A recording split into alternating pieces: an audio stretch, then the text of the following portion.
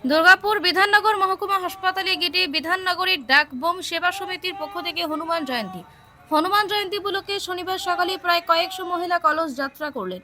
কলস যাত্রা শেষ হতেই পূজা অর্চনার ভজন সংকীর্তন শুরু হয়।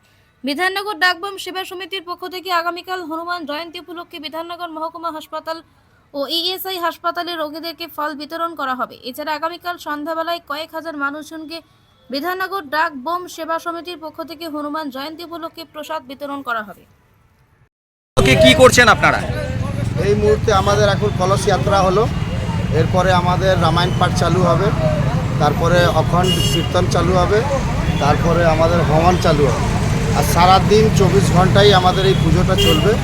কালকে 10টার সময় পুজোটা বন্ধ হবে। তারপরে আমরা নরনারায়ণ সেবা করেছি 10,000 লোকের, যেটাতে লুচি, সবজি, পোলাও, আলুর দম আর বুনিয়া চাটনি আছে, তার পায়েস। তার ছাড়াও আমরা ঠাকুরের ভজনের জন্য স্টেজ প্রোগ্রামও করেছি। আমরা চাইছি সবাই মিলে আসুক, এই বজরংবলী উৎসবটাকে আমরা আরও বড় করে করতে চাইছি, সবাই মিলে যাতে আমরা করতে পারি। কতদিন ধরে করছেন? 13 বছর। আজকে আমরা সামনে চলে আমরা আজ 15 বছর থেকেই করছি।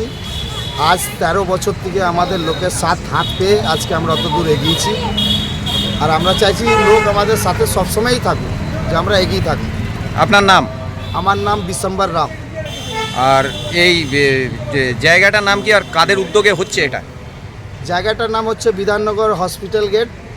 আর এটা আমাদের পুরো ফুল ড্রাইভার প্লাস আমাদের দোকানদার, এখানকার সমস্ত যত পুলিশ প্রশাসন যারা সবাই আমাদের সাথে রয়ে এই পুজোটাকে আমরা সফল করছি আর করবো। আপনাদের এই কাদের পক্ষ থেকে করা হচ্ছে? বিধাননগর ডাকবম সমাজ কল্যাণের নামে পুজোটা হয়, আর আমরা বিধাননগর ডাকবম সমাজ কল্যাণেরই সদস্য।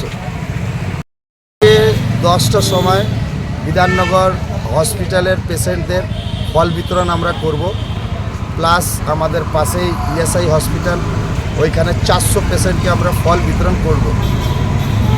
আর তারপরে সন্ধ্যেবেলায় নরনারায়ণ সেবা যেরকম হয় সেটাই স্টার্ট হবে।